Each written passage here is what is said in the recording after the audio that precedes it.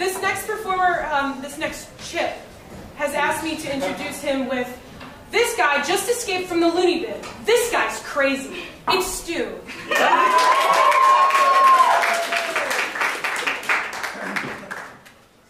Hi. My name is Stuart Williams, and before we begin, I'd like to issue a formal apology. Usually, apologies come after somebody has done something wrong, but I find that it's appropriate in this scenario to apologize beforehand. Now, I'd like you all to take a look at some of the following words. Excellent. Now, some images. Great.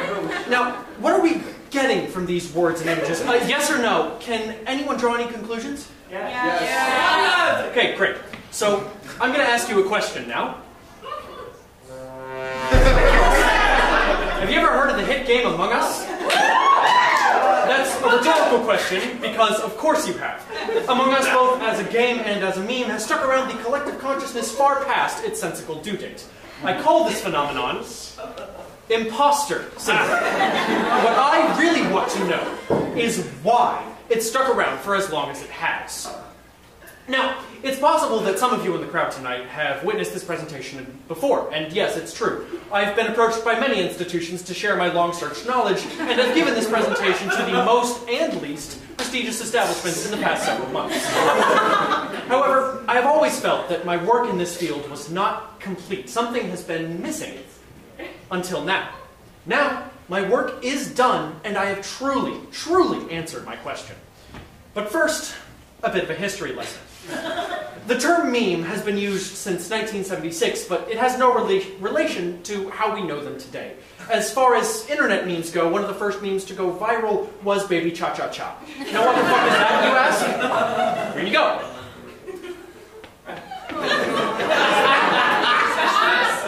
I don't fucking know either.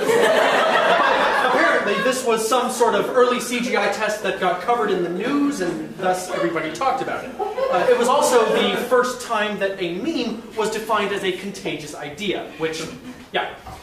Now, as much as I wish as I had the time to go through and nitpick every nuanced meme era in history, I do not. So instead, I'm just going to go through some highlights as quickly as I can. Now, due to the nature of internet culture, there aren't really any hard lines distinguishing different eras, so there's going to be some overlap in this timeline I'm setting up, and you're just going to have to live with it. So, what most people think of when they think of early memes are what I'm dubbing impact memes. There's a lot of variety here, but the common denominator they share is that their captions use the impact font. These were based heavily in templates like the ones you see here, and often had the same joke in different textures based on that template. The impact font specifically does stick around in memes for a while, even now, but I'll get to that later. Next up, we have Rage Comics. The first of these was posted in 2008, and they have a whole bunch of different character templates that are used when making the memes, as you can see here. These memes, unlike most memes in the impact category, tell a story. Now, that story is usually super surface level, but it's still there, while most impact memes are usually just a setup and a punchline. Can you guys see this okay? You're good? Alright, cool. Just making sure. Alright, so this next era is where we start to get a little blurrier. Previous meme formats have started to fade away as we enter what I'm calling the Vine era. These memes were based on videos that blew up on Vine or got cross-posted everywhere, and then turned into memes and reaction images, or just used as vernacular. Also, you could argue that most Vines were or became memes themselves, but I cannot begin to scratch the surface of how many famous Vines there were, but a few are showcased here. I'm sure you're familiar with at least one of these. This next era consists largely of a comedy, or comedy that's funny because it either isn't funny or is so stupid it's nonsensical. One such hub for this being the subreddit r/anti-meme, which is just pictures captioned exactly correctly, such as this bus. I'm also putting absurdist stuff in this category, even though you can really find that almost anywhere in this timeline. The most notable example I can think of, personally, is the Markiplier E meme, which brings up another subgenre. Yeah, he deserves a hand. He deserves a hand. So this brings up another subgenre of this era, the deep fry. Around this time, it also became popular to deep fry old memes. Basically, this just meant turning up the saturation, contrast, basically anything to scramble these. Impact memes returned both old and new ones using the font ironically. Deep frying was mostly done to symbolize how with every repost of a meme, it loses some of its resolution and quality, in addition to being pure absurdist humor. It's not quite the same as random equals funny, because there's something about the self-awareness that it isn't funny that makes it become funny. Now, like I mentioned, there are a lot of nuances that I simply do not have the time to cover, but for the most part, that catches us up to today. Today, in general meme terms, I'd say we're somewhere in the post-ironic era. We're not deep frying things anymore, but we'll still use impact font on stuff sometimes. It's sort of a mixed bag. But I know what you're all thinking. What does any of this have to do with Among Us? I'm going to be as fast as I possibly can. For those of you blissfully unaware, the gameplay is simple. Basically, it's like Werewolf or Mafia, but in space, and you have crewmates and imposters. Imposters kill the crewmates, and crewmates figure out who the imposters are. So, the question remains, why and how did this small indie game from 2018 seemingly explode out of nowhere? After Twitch streamer Thomas Morris, or Sodapoppin as he's known on Twitch, streamed Among Us for the first time, there was a domino effect to end all domino effects. Other streamers joined in, and soon it was Among Us fever. For a while, that's all it was. Then the memes started. I think there's two main things that caused memes to form from this game. For starters, the game provides a unique vocabulary that is easy to repeat and memorize. Not only that, but it makes you repeat it. When you're trying to accuse the imposter, you have to tell your fellow teammates that you saw red vent, or caught green, faking tasks. This is easy grounds to set up memes, either using templates straight from Among Us, or using the vernacular in something else that's not directly related. Lastly, and almost most importantly, we have the vernacular players assigned to the game. By far the most popular Among Us word that isn't actually from the game is sus, or sussy. Sus is short for suspicious, as in, I don't know, Blue's acting mega sus. I think he's the imposter. So, Among Us memes started very normally, at least by the standards of meme culture we've already reached. For instance, here we have the role assignments screen, but it's the Queen of England wearing different colors. Didn't age well. Or you have something with a more traditional-looking template with a setup and punchline. Very normal, right? Well, as time passed, whereas most single memes would have died out, Among Us evolved. Streamers were still streaming it and the people were still watching, but this first phase of memes got old, so they evolved. The most notable evolution in this stage is symbolized perfectly with the Among Us Trap remix by Leon. Play a sample for you now.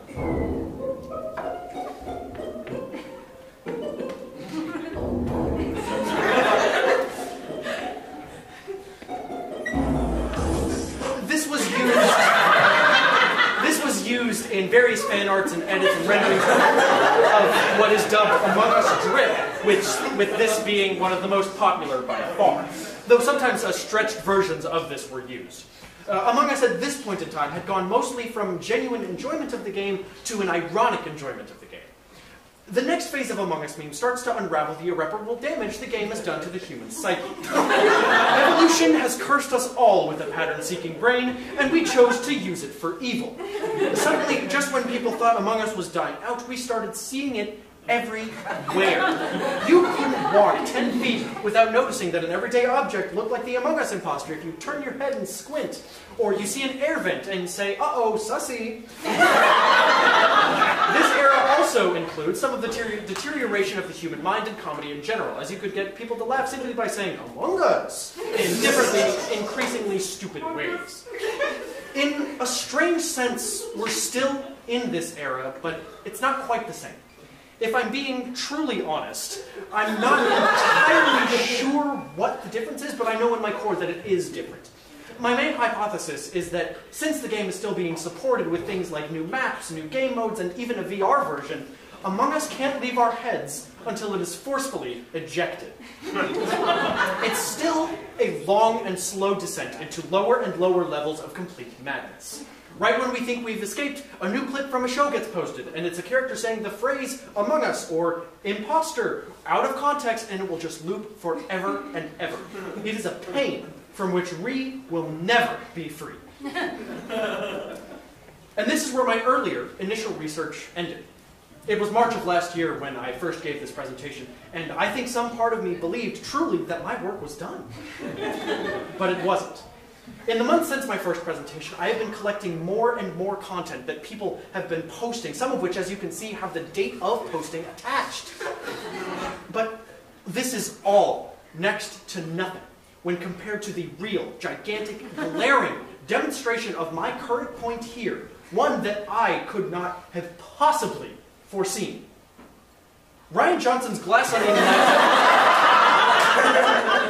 For those of you who haven't had for those of you who have had the incredible misfortune to have not seen this movie yet, it's amazing, go watch it.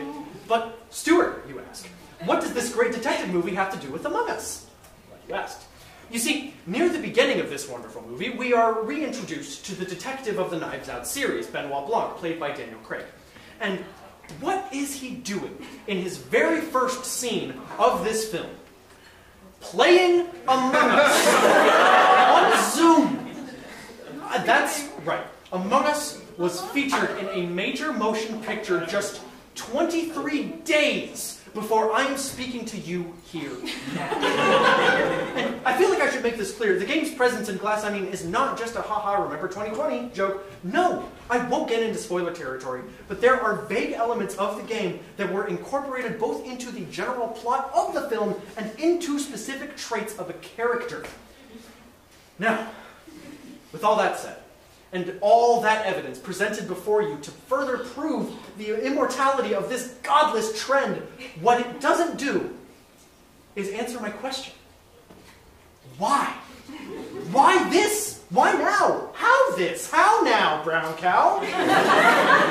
And until now, that question went unanswered. It took my own presentation to reach a conclusion.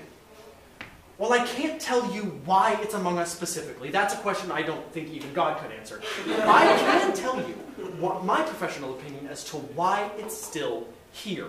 Think back, if you will. The history of Among Us is by now a fairly long one, relatively speaking. It began as an explosion of a popular game to play with friends during lockdown, with sincere memes about its pure enjoyment. Then, as those got stale, that enjoyment turned into one of irony, with things in the same vein as Among Us drip. As those got old, instead of dying, it evolved once more into post-irony with the inescapable sense of recognition. And now, the memes fall into some unintelligible A-comedy middle ground of ironic post-irony sincerity. What else can you say that timeline applies to? Internet meme culture in its entirety. Genuine humor to ironic humor to post-irony to insane A-comedy middle ground.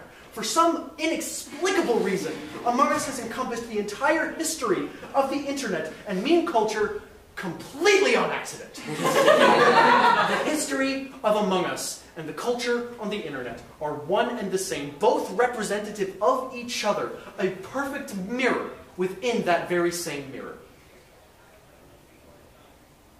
Will Among Us ever die? Will internet culture? Maybe. Maybe not. I assume that nobody on this earth is equipped to say. But I know one thing. There are no original jokes left. And there was no point in trying to find them anymore. Thank you for coming to my Among Us birthday.